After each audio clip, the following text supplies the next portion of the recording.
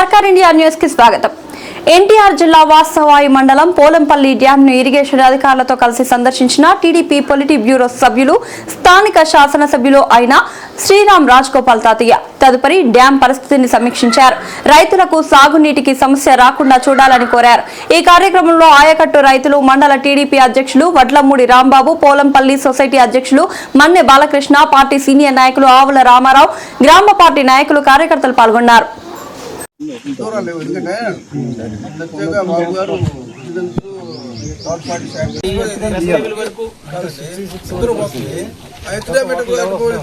exam తీసి మీరు అన్నట్టు ఉందో సార్, ఎగ్జామ్ తీసి ఇక్కడ నుంచి